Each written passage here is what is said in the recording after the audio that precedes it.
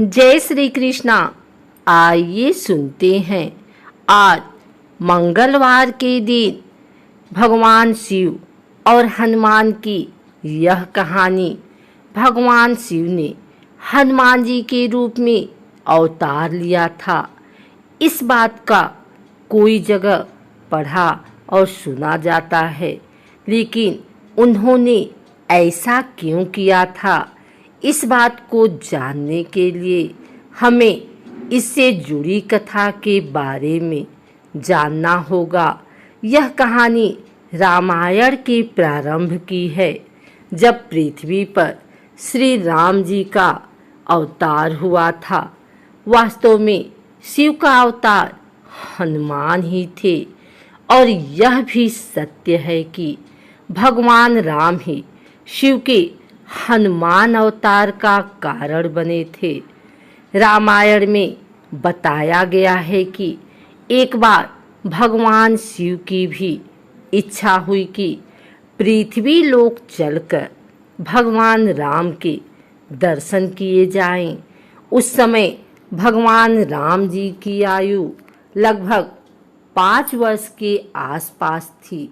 भगवान शिव के सामने समस्या यह थी कि वह अपने असली रूप में जा नहीं सकते थे। ऐसे में एक दिन शिव ने माता पार्वती से कहा, जानती हो पार्वती, मेरे राम ने पृथ्वी पर जन्म लिया है और उनके दर्शन की सेवा का मन हुआ है। मेरी इच्छा है कि अब मैं यहाँ से चला जाऊं और जिस लोक में राम हैं वहीं मैं भी रहूं।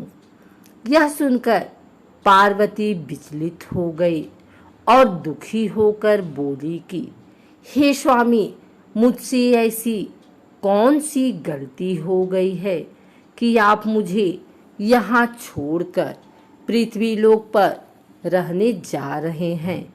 उन्होंने कहा, स्वामी, आप यदि जाते हैं तो जाइए, लेकिन एक बात सुन लीजिए कि आपके बिना मैं यहाँ जीवित नहीं रहूँगी। पार्वती माँ की बात सुनकर शिव को एहसास हुआ कि पार्वती भी मेरे बिना नहीं रह सकती हैं, और अगर मैं यहाँ से गया तो निश्चित ही रूप से पार्वती अपने प्राणों की बलि दे देंगी। ऐसे में शिव भगवान मोह के एक चक्रव्यूह में फंस जाते हैं, क्योंकि एक तरफ माता पार्वती जी के पास भी रहना था और दूसरी तरफ भगवान राम के लोक में भी जाना था। ऐसे में भगवान शिव ने अपने 11 रुद्र को पूरा राजमाता पार्वती को बताया और बोले, देखो पार्वती, इन 11 रुद्रों में से एक रूप बानर का अवतार आज मैं लेने वाला हूँ। एक रुद्राक्ष में से आज एक रूप बानर का होगा, जो बाद में हनुमान के रूप में जाना जाएगा। शास्त्र बताते हैं कि भगवान शिव सब जानते थे। शिव जी राम जी के पूरे जीवन काल को देख पा रहे थे। वह जानते थे कि एक बार राम जी को पृथ्वी का कल्याण करने के लिए मेरी आवश्यकता होगी। शिव को यह भी पता था कि कलयुग में ना मैं नजर आऊंगा और ना ही राम तब कोई अवतार भी धरती पर नहीं होगा। इसलिए शिव ने अपने एक शक्तिशाली रूप को जन्म दिया, जो कलयुग में भी अजर अमर रहेगा और पृथ्वी लोक के लोगों के दुख दर्द को दूर किया करेगा।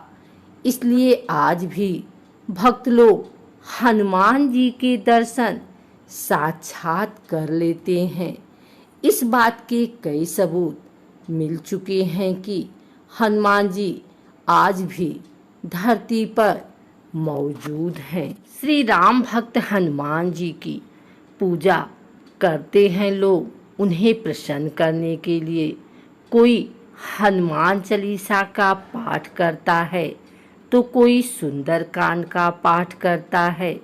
मान्यता है कि हनुमान जी अपने भक्तों की सारी पीड़ाएं और संकटों को दूर करते हैं, इसलिए उन्हें संकट मोचक नाम से भी पुकारा जाता है। लेकिन हनुमान जी की पूजा में कई बातों को ध्यान रखना जरूरी होता है। मंगलवार का व्रत करने के लिए सुबह जल्दी उठें तथा स्नान करके स्वच्छ लाल कपड़े पहन लें। अगर पुरुष यह व्रत कर रहे हैं तो पूजा के दौरान सिले हुए लाल कपड़े ना पहने। घर के ईशान कोण में चौकी रखें। अब भगवान हनुमान की मूर्ति या चित्र स्थापित करें। भगवान हनुमान की मूर्ति या चित्र के साथ भगवान राम और माता सीता की मूर्ति या चित्र अवश्य स्थापित करें। हाथ में जल लेकर भगवान हनुमान के सामने व्रत करने का संकल्प लें और प्रार्थना करें। धूप दीप या दिया जलाकर भगवान राम और माता सीता की पूजा आराधना करें। इसके बाद श्री हनुमान की पूजा करें। पूजा के दौरान श्री हनुमान को लाल वस्त्र, सिंदूर और लाल फूल अर्पित करें। अब रुई में चमेली का तेल डालकर भगवान हनुमान के सामने रख दें। कथा, सुंदरकांड और हनुमान चालीसा का पाठ करने के बाद आरती करें। फिर श्री हनुमान को गुड़ और चने का भोग लगाएं। मंगलवार के दिन हनुमान जी की पूजा सुबह और शाम के समय करना फलदायी माना जाता है। इस दिन आप सूर्योदय के बाद और शाम को सूर्यास्त के बाद हनुमान जी की पूजा कर सकते हैं। वैसे पूरे दिन में सूर्यास्त के बाद ही पूजा का शुभ मुहूर्त होता है। मंगलवार व्रत के दौरान आपको गुड़ और गेहूं का भोजन करना चाहिए। इस दिन नमक ना खाएं। मंगलवार व्रत करने के दौरान मीठा भोजन ग्रहण करें। आप फल और दूध का सेवन भी कर सकते हैं।